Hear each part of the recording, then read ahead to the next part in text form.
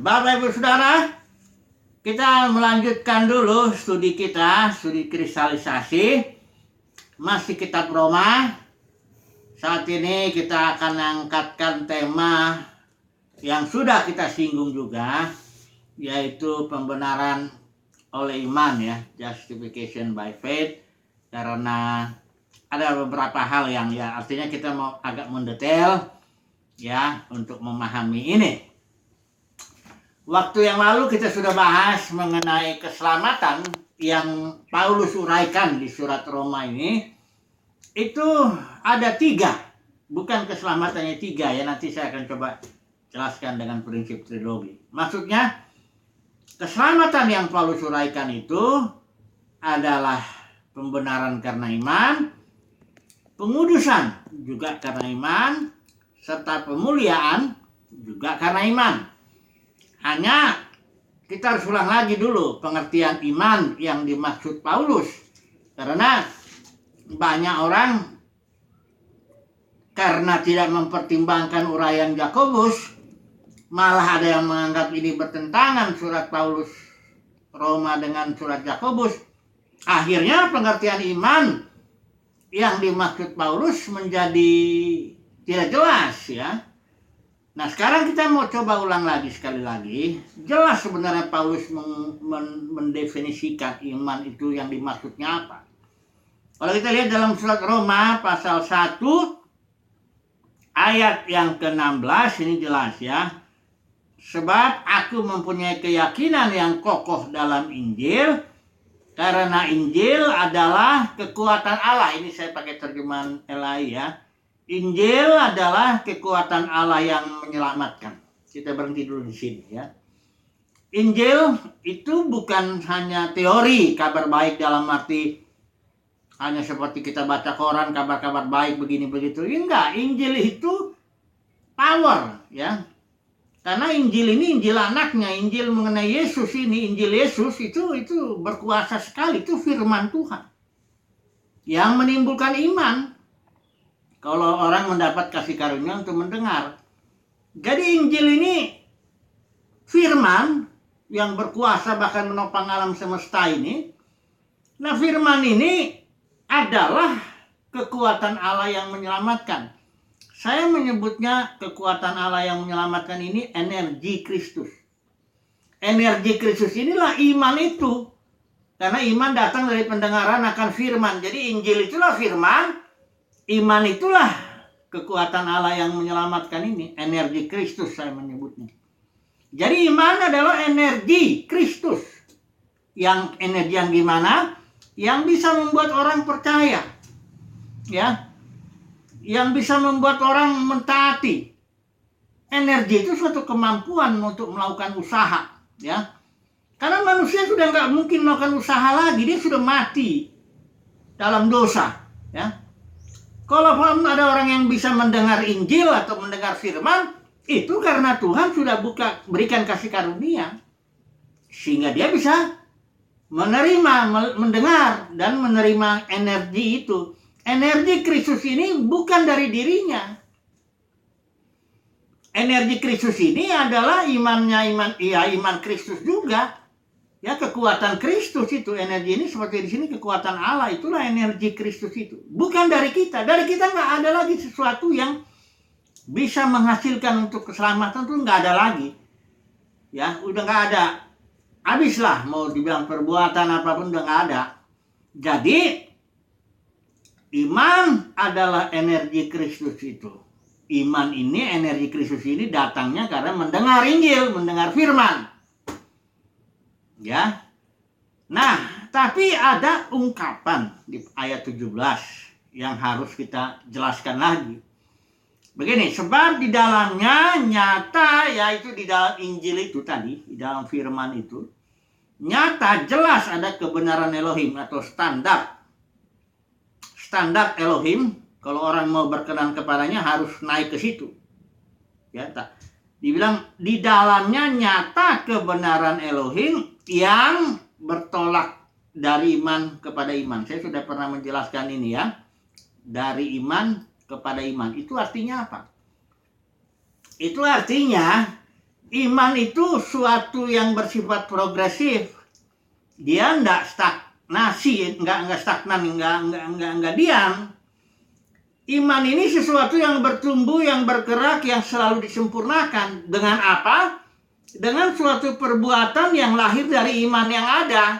Jadi iman yang ada, karena iman yang ada ini kan energi Kristus akan melahirkan perbuatan ketaatan. Nah, perbuatan ketaatan ini pada gilirannya akan menyempurnakan iman yang ada. Nanti iman yang ada ini menghasilkan perbuatan ketaatan. Perbuatan ketaatan ini menghasilkan lagi iman. Jadi dari iman kepada iman pertumbuhannya itu. Awalnya iman, tujuannya juga iman. Itu sebabnya dibilang orang benar hidup karena iman. Bukan karena perbuatan. Tapi kalau dibilang iman tanpa ada perbuatan ketaatannya, itu yang Yakobus bilang itu nggak benar, imannya mati, nggak benar. Sebenarnya nggak ada iman. Karena kalau ada iman pasti ada perbuatan. Sebab iman itu adalah energi Kristus yang akan mendorong seseorang untuk berbuat perbuatan ketaatan. Jadi Yakobus bilang ini, coba dulu ya, iman ini banyak orang tidak mengerti. Maksud ini saya bersyukur bahwa Yakobus menjelaskannya sangat-sangat jelas sekali ya. Coba dulu kita baca ya, ini kita minta bantuan dulu sedikit ya dari surat Yakobus, karena sebenarnya ini sudah kristalisasi, kita hanya ambil surat Roma saja. Tapi coba dulu ini, karena ini sangat penting sekali. Ya, dan menurut saya kurang ditekankan ya. Coba perhatikan ini ya, pasal Yakobus 2 itu ya. Dibilang di sini, apakah gunanya saudara-saudaraku jika seorang mengatakan bahwa ia mempunyai iman padahal ia tidak mempunyai perbuatan? Artinya pasti ada perbuatan. Karena tadi iman adalah energi Kristus yang menghasilkan perbuatan. Tapi yang dibicarakan Yakobus ini adalah perbuatan yang lahir dari iman. Itu sebabnya dikatakan di sini. Ayat 18, padamu ada iman dan padaku ada perbuatan. Aku akan menjawab dia, tunjukkanlah kepadaku imanmu itu tanpa perbuatan, dan aku akan menunjukkan kepadaku imanku dari perbuatan-perbuatanku. Jadi Yakobus punya iman, energi Kristus. Tapi ini kan gak bisa dilihat. Nah, dia akan lihat, dia bilang, aku akan tunjukkan perbuatan-perbuatanku yang lahir dari iman yang dimaksud Yakobus ini. Bukan perbuatan-perbuatan yang lahir dari daging, dari kemanusiaan, bukan. Yang dari sininya yang Yakobus bilang. Aku akan tunjukkan kepadamu imanku dari perbuatan-perbuatanku yang lahir dari iman ini. Nah, menurut Yakobus, firman Tuhan bilang ini bahwa nanti iman itu, perbuatan-perbuatan itu akan menyempurnakan iman. Perhatikan ayat yang ke-22. Kamu lihat bahwa iman bekerja sama dengan perbuatan-perbuatan yang lahir dari iman itu ya. Ini konteksnya, perhatikan. Dan oleh perbuatan-perbuatan itu, artinya perbuatan-perbuatan iman yang lahir dari iman itu, oleh perbuatan-perbuatan itu, iman yang ada itu menjadi sempurna, ditambah begitu. Sehingga surat Yakobus dengan surat Paulus yang mendefinisikan iman itu sangat saling melengkapi. Ya. Sangat saling melengkapi, sama sekali tidak bertentangan. Kalau dibilang di sini nanti ya, kalau kita lihat Abraham dibenarkan bukan hanya oleh iman, tapi oleh perbuatannya. Coba dulu kita lihat di sini ya. Nanti kalau orang nggak memahami definisinya, itu dia pikir wah ini jelas-jelas ayatnya ini bertentangan. Coba dulu ya, saya bacakan dulu sebentar kembali ya. Mana dia? Yakobus itu ya, yang Abraham dibenarkan karena perbuatannya, dibilang di sini. Coba dulu perhatikannya.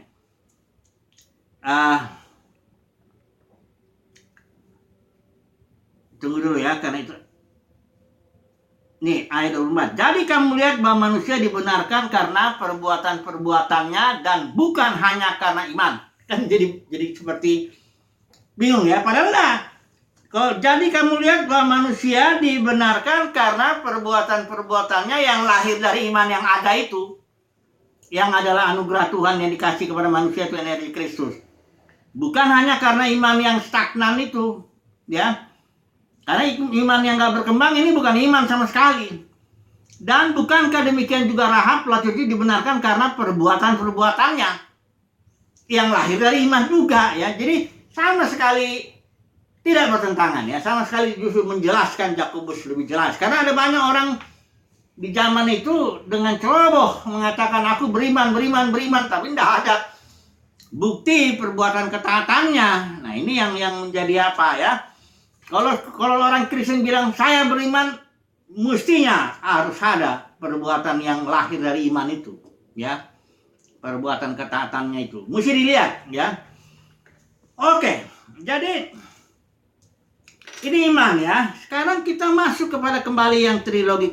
Saya menyebutnya trilogi ya, menjelaskan keselamatan ini. Karena begini, selalu orang hanya bilang keselamatan itu adalah justification by faith. Hanya itu aja kebanyakan. Ya kan, kalau orang bicara keselamatan, justification by faith. Keselamatan itu dibenarkan karena iman. Hanya itu. Bukan hanya dibenarkan loh. Ya, ini baru sepertiga pembicaraan mengenai keselamatan. Karena keselamatan ada tiga gini, Paulus menguraikannya.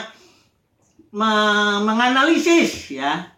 Kalau saudara masuk ada satu bangunan, untuk mempermudah memahami satu bangunan ini, dianalisis, dipilah-pilah menjadi bagian-bagian, dan nanti bagian-bagiannya dijelaskan, tapi untuk memahami seluruhnya harus digabung lagi. Itu teknik analisis itu biasa itu dalam ilmu pengetahuan begitu, ya. Teknik analisis memilah-milah, ya. Semua ilmu pakai teknik itu, analisis, memilah-milah keseluruhan. Untuk memahami keseluruhan, dipilah-pilah dulu menjadi bagian-bagian, nanti bagian-bagiannya diteliti, paham, baru nanti dikembalikan lagi kepada keseluruhannya ini untuk diambil nanti kesimpulannya. Makin paham kita, ya. Jadi saya memilahnya itu, menganalisisnya dengan prinsip trilogi. Saya selalu pakai itu. Kenapa? Karena prinsip trilogi itu Alkitab mengatakannya begitu. Coba dulu saya baca ini pakai terjemahan IRT ya, karena kalau terjemahan yang lain ada istilah Ibrani shalos yang nggak diterjemahkan di kitab di versi LAI. Nah, mari kita melihat dulu di Amsal 22 ayat 20. Ini prinsip sangat penting. Ya, saudara bisa pilah seluruh kitab dari Kejadian sampai Wahyu dengan prinsip ini. Saya memang begitu. Saya dalam mempelajari teologi biblika, studi kristalisasi ini selalu pilah jadi tiga. Ya, ini dia ayatnya ya. Amsal 22 ayat 20. Bukankah aku telah menuliskannya kepadamu 3 kali? Nah ini bagus, terjemahan ILT ini. Dia menerjemahkan istilah shalos. Ya, dalam istilah Ibrani, shalos itu artinya 3 kali ya. Dikatakan di sini, bukankah aku telah menuliskannya kepadamu 3 kali dengan nasihat dan pengetahuan. Itu artinya berbicara dengan 3 kali itu sangat excellent. Ya, sangat bagus lah ya. Kalau orang membicarakan sesuatu, dia 3 kali dibicara. Sama kalau di kantor-kantor orang suka ya, peringatan pertama, kalau ngasih peringatan tuh pertama, peringatan kedua, yang ketiga baru keputusannya. Ya, karena ini excellent sekali, 3 kali. Jadi Paulus menjelaskan keselamatan, dia dengan prinsip trilogi. Pertama dijelaskan pembenaran, kedua dia jelaskan pengudusan, ketiga dia jelaskan pemulihan. Pertama dia justification, kedua dijelaskan sanctification, yang ketiga glorification. Tapi yang 3 ini satu sebenarnya, yaitu keselamatan. Ya. Nah, trilogi ini kalau di kamus itu dibilang begini. Trilogi itu adalah 3 cerita atau 3 episode lah ya, 3 babak lah ya. Ya. Yang masing-masing babaknya udah sempurna. Cerita-cerita itu sudah episode 1, episode 2, episode 3 udah sempurna dia. Dan dia berurut-urutan. Ya, episode 1, episode 2, episode 3. Dan yang 3 ini punya tema yang sama. Ya, ada benang merahnya ini ya. Jadi Paulus menjelaskan justification, sanctification, dan glorification itu ada benang merahnya. Ini satu keselamatan yang didapat karena iman, itu benang merahnya. Karena baik pengudusan, baik pemuliaan, semuanya karena iman, yang maksudnya ungkapan dari iman kepada iman. Jadi bukan justification, pembenaran karena iman, setelah itu bikin perbuatan yang di luar iman supaya dikuduskan. Jangan, bukan itu maksudnya. Tetaplah satu temanya, dari iman kepada iman untuk mendapatkan standar Elohim. Karena begini, ini coba dulu kita masuk dulu yang uh, bagian 1 ya. Vonis, bukan vonis ini cuma. Ya vonis lah ya, bahwa Paulus menguraikan ya, ada pasal 3 ayat 10 sampai 18 dibilang semua orang berdosa. Ya, orang Yahudi, Yunani, semuanya ya, ada di bawah kuasa dosa. Paulus mengutip ayatnya begini. Saya bacakan hanya ayat pasal 3 ayat 10 sampai 18 ya. Begini, seperti ada tertulis ya. Setelah Paulus menguraikan ya di 2 pasal sebelumnya itu bahwa manusia berdosa, dia baru mengutip ini. Tidak ada yang benar, seorang pun tidak. Perhatikan ya, tidak ada itu. Tidak ada seorang pun yang berakal budi. Tidak ada seorang pun yang mencari Allah. Ya, kalau saudara nanti lihat ada orang cenderung dari kecilnya suka cari-cari Tuhan, apa semuanya itu apa kelihatannya nggak ada. Tak ada seorang pun yang mencari Tuhan. Ya, semua orang cari senangnya sendiri lah. Tidak seorang pun yang mencari. Semua orang, yang dikatakan nggak ada yang nggak ada kecuali. Semua orang telah menyeleweng. Ya. Mereka semua tidak berguna.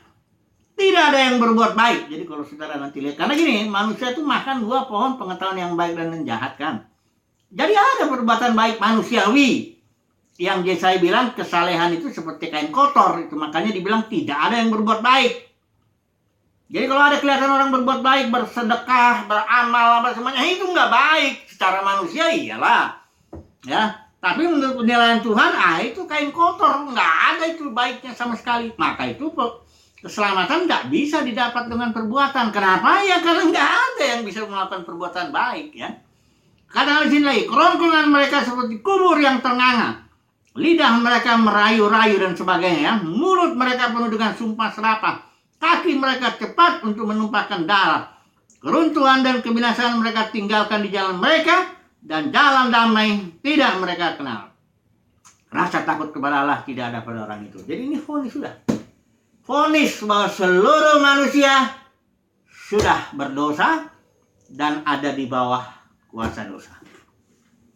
Sudah kalau ada vonis begini, terus Injil itu mengungkapkan kebenaran Elohim atau standar Elohim yang hanya bisa dicapai dari iman kepada iman. Ya, kalau coba dari perbuatan, tidak bisa. Kenapa? Karena kita lihat di Taman Eden itu kan pohon itu ada 2 tuh. Ada pohon kehidupan, inilah dia kebenaran Elohim itu, pohon kehidupan life. Ya, inilah Kristus simbol daripada itu. Ya. Kemudian ada juga pohon pengetahuan yang baik dan jahat kan? Ada baiknya. Nah kalau mau dengan kebaikan pohon pengetahuan itu mau mencapai ini nggak bisa karena ini 2 pohon yang beda, 2 alam yang beda. Ya, yang satu alam maut, jenis hidup maut yang dia kuasai iblis, yang satu alam Kristus. Ya, memang alam maut itu ada baiknya, jangan salah sekali lagi. Alam maut itu juga itulah lahir agama-agama di seluruh dunia ini. Agama-agama lahir karena manusia makan buah pohon pengetahuan itu, yang baik dan yang jahat. Agama itu kan ngajarin yang baik, yang jahat. Kalau kekristenan dia live. Kecuali kekristenannya, karena nanti kita cari kekristenan sudah jatuh, itu juga jadi baik dan jahat juga. Enggak, kekristenan itu bukan soal baik jahat. Kekristenan itu soal hidup, joy. Aku datang, kata Yesus. Bukan bangun agama, aku datang supaya mereka mempunyai hidup. Ya, live ya. Nggak ada hubungan dengan materi lagi, hati-hati juga ini. Ya, terlalu banyak ini pengajaran jadi ke sana. Oke, setelah pertama manusia divonis berdosa dan kebenaran Elohim itu sudah standarnya sudah tidak mungkin lagi dicapai oleh manusia, maka ya disaksikan oleh hukum Taurat dan kitab nabi-nabi, Tuhan membuka suatu jalan mencapai kebenaran Elohim, yaitu jalannya dari iman kepada iman. Inilah kasih karunia. Kenapa kasih karunia? Iya, karena manusia sudah nggak mampu lagi. Jadi siapa yang bisa mendapatkan iman? Itu dia dapat kasih karunia. Ya, kalau dia nggak dapat kasih karunia nggak bisa. Ya, iman itu bukan sesuatu yang lahir dari kita. Iman itu sesuatu yang diberikan kepada kita. Iman itu sebenarnya iman Kristus, energi Kristus itu ya. Nah, setelah itu kalau dibenarkan ini artinya perbuatan-perbuatan dosa kita itu secara hukum hapus.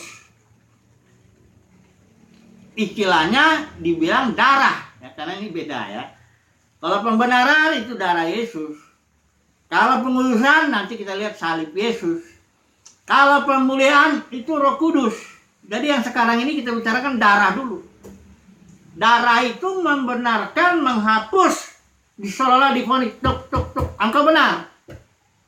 Jadi saudara bukan orang berdosa kalau kita udah percaya kepada Tuhan. Dari Yesus sudah dibenarkan. Kalau misalnya kita jatuh ke dalam dosa, tetap kita bukan orang berdosa. Ya jangan salah. Kalau kita masih orang berdosa, loh bagaimana ini? Ini vonis firman Tuhan bilang, kita sudah dibenarkan. Kalau berdosa ya ada jalurnya kan, Yesus sebagai pembela dia kita mengaku dosa, mendapat pengampunan. Tapi bukan berarti kita berubah-ubah. Tadinya orang kudus, kadang orang berdosa, kadang berbuat dosa. Kudus, dosa lagi kudus. Ini nggak benar. Sekali divonis tak, engkau orang benar, maka kita selama-lamanya benar di hadapan Tuhan. Tapi ingat ya, itu baru sepertiga permasalahan keselamatan itu ya. Makanya kalau bicara keselamatan, kalau cuman justification by faith, jadi kacau. Kalau gitu, kalau udah benar ya sudahlah, kita berbuat dosa lagi toh, kita dianggap benar terus. Nah ini kan jadi kacau kan? Karena enggak, keselamatan itu baru sepertiga pembicaraan. Masih ada lagi pembicaraan nanti yang salib besok ya, atau pokoknya besok ya. Yang berikut lah, nanti saya bicara tentang salib, baru yang terakhir glorification tentang roh itu. Jadi sekarang ini dulu, jelas dulu ya. Saudara dan saya yang sudah percaya Tuhan Yesus, mendapatkan energi Elohim, bertumbuh di energi Elohim itu disempurnakan melalui perbuatan iman, kita sudah orang benar. Sudah dibenarkan. Ya. Bukan karena kita ini berbuat apa dosa atau apa di dalam, bukan, belum itu dulu ya. Kita sudah divonis benar, itu aja. Di pengadilan Elohim ya, Bapa di sorga, saya bilang ini orang benar. Kenapa? Karena darah Yesus. Dibenarkan ya. Oke, jadi ini contohnya pembenaran oleh iman. Paulus memberi contoh dua, Abraham dan Daud ya. Abraham, karena ini kan Paulus bicara sama orang Yahudi. Jadi kalau orang Yahudi bilang, karena orang Yahudi tersandung dia menggunakan hukum Taurat ya, termasuk tanda perjanjiannya itu dengan Abraham sunat. Makanya Paulus mengambil contoh, ini Abraham sudah dibenarkan oleh iman sebelum dia bersunat. Dan Daud juga orang yang bersunat juga nggak bicara soal perbuatan oleh hukum Taurat, dibenarkan oleh hukum Taurat. Dia tetap juga berbicara dibenarkan karena iman. Ini mari saya kutip aja ayatnya, satu ayat aja ya. Di sini Paulus mengutip satu ayat. Dikatakan di sini pasal 4 ayat 3. Lalu percayalah Abraham kepada Tuhan, dan Tuhan memperhitungkan hal itu kepadanya sebagai kebenaran. Jadi kebenaran yang dicapai oleh Abraham adalah karena iman. Kemudian Daud juga begitu. Dia bilang ya, ayatnya dikutip oleh Paulus ini. Pasal 4 ayat 7. Berbahagialah orang, ini kata Daud, berbahagialah orang yang diampuni pelanggaran-pelanggarannya dan yang ditutupi dosa-dosanya. Berbahagialah manusia yang kesalahannya tidak diperhitungkan Tuhan kepadanya. Inilah dia, Daud bilang, berarti orang dibenarkan bukan karena perbuatannya, tapi dia diampuni pelanggaran-pelanggarannya, ditutupi dosa-dosanya. Oleh apa? Nah kan Daud ini nggak di sini dibilang, tapi sebenarnya oleh darah Yesus, korban Kristus disalib. Jadi dari dua bukti ini Paulus bilang manusia dibenarkan karena iman ya. Proof ya, membuktikannya sederhana sekali Paulus, tapi cukup berhikmat, nggak ribet ya, nggak ribet ya. Makanya dibuktikanlah bahwa manusia dibenarkan karena iman, dan hasilnya sebagai penutup lain ya, kesimpulan lah dulu ini ya. Untuk pembenaran karena iman, kesimpulannya ini ada 5 hasil daripada kita dibenarkan. Ya. Yang pertama, hidup dalam damai sejahtera dengan Tuhan. Saudara dan saya yang sudah vonis benar, ada damai. Ada damai sejahtera kita dengan Tuhan, ya. Yang kedua, kita ada beroleh ayat 2 pasal 5 ini ya. Kita beroleh jalan masuk kepada kasih karunia. Ya, ada jalan masuknya karena sudah dibenarkan. Nah, yang ketiga, kita akan menerima kemuliaan Tuhan Karena ketika manusia jatuh dalam dosa, kekurangan kemuliaan. Tapi dengan dibenarkan oleh iman, tak kita mendapat itu. Ya, menerima kemuliaan walaupun from glory to glory. Jadi sesuai dengan iman kita bertumbuh dari iman kepada iman, maka ini juga dari kemuliaan kepada kemuliaan. Sejajar dia, ya. Berbanding langsung ya gitu ya, bukan berbanding terbalik. Oke, yang ketiga. Ya ini ketiga ya benar. Yang keempat, di sini kita bermegah juga dalam kesengsaraan kita. Saudara dan saya dibenarkan tak oleh iman. Kalau kita sengsara, itu bermegah. Kenapa? Karena gini, kalau orang dunia juga sengsara hidup di dunia ini, yang belum nggak percaya Yesus sengsara juga. Tapi kesengsaraannya nggak menghasilkan apa-apa. Bahkan mungkin menghasilkan kepahitan hidup, kekecewaan. Tapi kalau kita yang sudah dibenarkan, kesengsaraan kita menimbulkan ketekunan. Ketekunan menimbulkan tahan uji. Tahan uji menimbulkan pengharapan. Dan pengharapan tidak mengecewakan. Nah ini dahsyatnya, Bapak Saudara. Kalau sudah dibenarkan Tuhan, jangan khawatir soal kesengsaraan. Karena kesengsaraan itu akan menimbulkan ketekunan. Ya. Kemudian yang kelima, terakhir ini ya. Kita menerima pendamaian. Ya, didamaikan ini ya. Didamaikan. Yang kelima kita menerima pendamaian. Ya. Inilah dia. Justification by faith. Tapi ingat ya, itu sepertiga dari keselamatan yang dibicarakan Paulus di sini. Kalau bicara keselamatan, jangan hanya justification by faith. Harus juga sanctification by faith. Harus juga glorification by faith. Mesti tiga-tiganya. Kalau hanya bicara kadang-kadang cuma udah bicaranya cuma satu. Sepertiga berarti ya justification by faith. Faith-nya juga nggak jelas. Karena faith yang dibicarakan Paulus itu adalah dari iman kepada iman. Oke, puji Tuhan.